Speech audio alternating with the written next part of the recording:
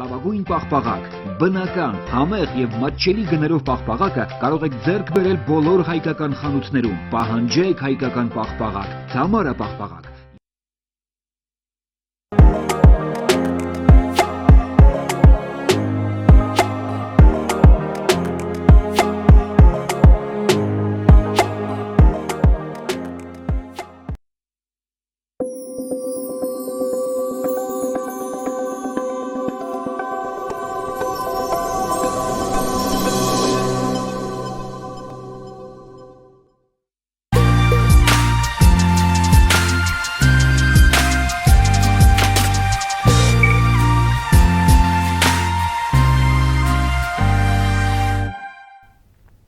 Hello to everyone. This is Viewpoint on Noyan Tapan TV, and I'm Benyamin Poghosyan. In this episode, we will discuss the ongoing negotiations between Armenia and Azerbaijan, as well as the situation around Nagorno Karabakh. So, a few days ago, Armenia and Azerbaijan finished another round of negotiations in Washington, D.C. This was the second round of intensive negotiations, starting from May 2023. First time, Armenian and Azerbaijani foreign ministers with their teams met in Washington May 2, May 4. And then there was this meeting in Washington only a few days ago. As was the case, after May meeting, again, Secretary of State Antony Blinken held bilateral meetings, also trilateral meetings. Also, Armenian and Azerbaijani foreign ministers met with US National Security Advisor Jake Sullivan. And if we look into the public statements after these negotiations, it's almost the same. Again, some progress has been made, and other articles have been agreed, articles of peace agreement between Armenia and Azerbaijan, but still a lot of work should be done. And as Secretary of State Blinken stated very recently, after this recent round of negotiations, as sides are coming closer to sign a peace agreement, situation becomes more complicated because the most difficult issues have been left for the last round of negotiations. Meanwhile, while Armenia and Azerbaijan negotiating on peace agreement, Azerbaijan continues its pressure on Nagorno Karabakh. On June 15, Azerbaijan completely blocked the Lachin corridor. Then on June 23, Azerbaijan installed beton barriers on the corridor. Yes, after several days, Azerbaijan allowed the resumption of movement of very limited amount of people through the corridor only via the cars of the International Red Cross Committee. But however, situation in Nagorno Karabakh becoming worse and worse, and many people are really very close to the starvation.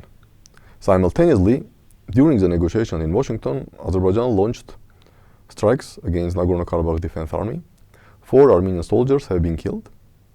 Azerbaijan was preparing this attack for a long time because in last 2 or 3 weeks, almost on daily basis, Azerbaijani Ministry of Defense was stating about violation of ceasefire by Armenia and also by Nagorno Karabakh Defense Forces.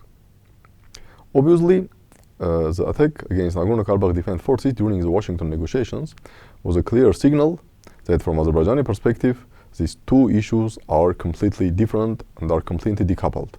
Yes, Azerbaijan is ready to continue negotiation with Armenia to sign a peace agreement and also probably to settle remaining issues like border delimitation and demarcation, opening up of communications, and etc.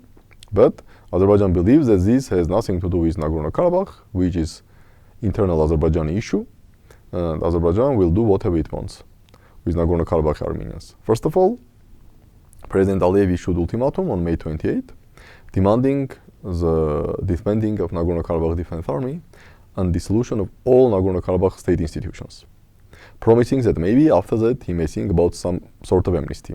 If no, it was very clear that Azerbaijan is going to use force. So, from Azerbaijani perspective, there are 2 different issues. It's Armenia-Azerbaijan peace negotiations and the process of finally finishing with Nagorno Karabakh.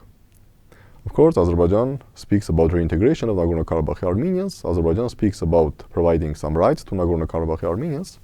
But everyone who had basic understanding of the conflict for at least last 35 years, starting from 1988, everyone understands very clear that if there will be no international presence and no international guarantees, any reintegration of Nagorno Karabakh into Azerbaijan will result on hard or soft ethnic cleansing.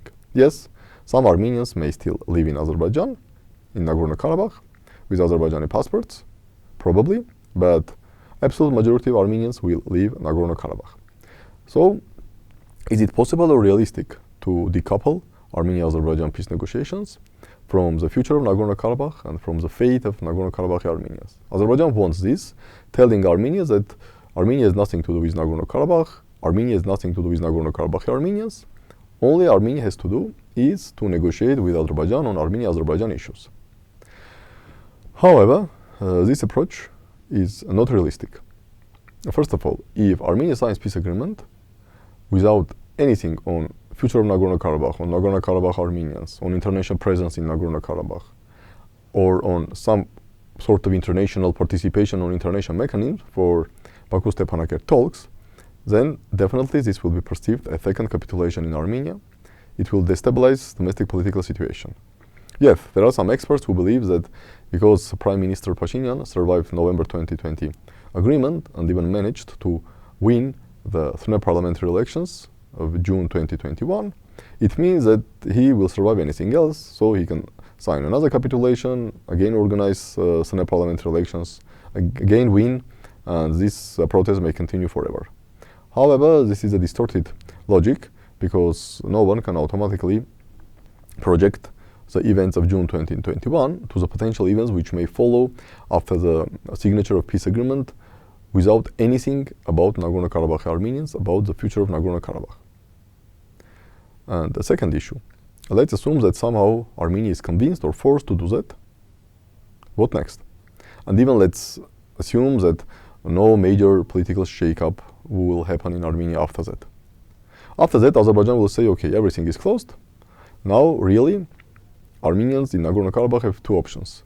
Either to take Azerbaijani passports or to get out from Nagorno Karabakh. Of course, maybe there will be some transitional period, like 6 months or 1 year, that okay, first you should drop Armenian dram and accept Azerbaijani manat, then you should drop Armenian passports, accept Azerbaijani passports, and etc. But at the end of the day, the result will be the same. And most probably, as far as Russian peacekeepers are deployed in Karabakh, Azerbaijan will not launch large-scale war trying to enter Stepanakert, but definitely he can continue the surgical and targeted attacks against Nagorno-Karabakh Defense Army. But the problem is that even if Armenia-Azerbaijan peace agreement is signed and nothing happened on Nagorno-Karabakh front, it means that peace will not come to the South Caucasus. It means that situation will be tensed, the Nagorno-Karabakh conflict will continue, yes, probably Azerbaijan will prevail, but at the end of the day, even not in short term, but at least in the long-term perspective, this will change also situation in Armenia. Many in Armenia will say, okay, if we live in jungle, when stronger takes everything, okay, Armenia should become stronger, and then we'll jump into another Armenia-Azerbaijan war. There may be another Armenia-Azerbaijan war. So this type of logic that, okay, there should be complete decoupling between Armenia-Azerbaijan peace process and the future of Nagorno-Karabakh will lead us to nowhere. Or more precisely, it will lead us to the new Armenia-Azerbaijan war. Okay, how to avoid this? If Azerbaijan says no international presence in Nagorno-Karabakh, if Azerbaijan says no international mechanism or no international participation on any talks between Azerbaijan and Nagorno-Karabakh or Baku and Stepanakert, and Azerbaijan tells that, okay, this is my internal issue, and talks can be only between Azerbaijani government and Armenian ethnic minority. And if Armenian ethnic minority have some problems, okay, we have Georgian ethnic minority in Azerbaijan, maybe they also have some problems, and we have appropriate channels which allows this Georgian ethnic minority to address their issues to the Azerbaijani government. Of course, the problem is here that there was no Azerbaijan-Georgia war in the last 35 years, while there were 3 wars between Armenia and Azerbaijan, 1992-1994, April 2016 4-day war, and the second Nagorno-Karabakh war of 2020. However, the only way to avoid all these catastrophic scenarios is convince or force Azerbaijan that there should be some link between Armenia-Azerbaijan negotiations and the fate of Nagorno-Karabakh Armenians and the future of Nagorno-Karabakh. So before peace agreement can be signed between Armenia and Azerbaijan, some sort of talk should start between Nagorno-Karabakh and Azerbaijan with international involvement. Without this, any peace agreement will not bring peace to the South Caucasus. How these talks may start between Nagorno-Karabakh and Azerbaijan, who can mediate, should be this done through European Union, through Russia, through United States? This all can be discussed. But one thing is clear. Complete decoupling of Armenia-Azerbaijan peace process from the future of Nagorno Karabakh is a recipe for another Armenia-Azerbaijan big war, if not in short, at least in mid or long-term perspective. This is all for today, and we will meet soon.